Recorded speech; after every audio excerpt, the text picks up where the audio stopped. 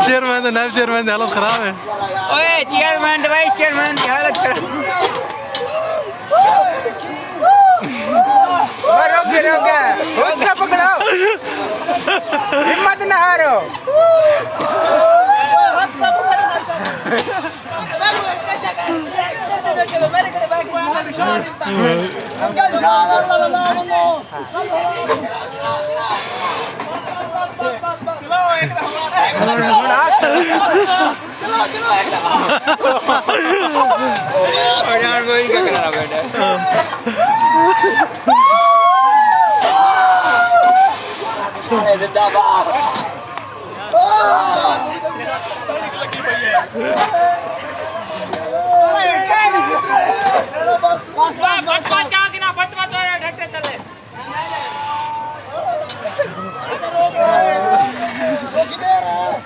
रुक गया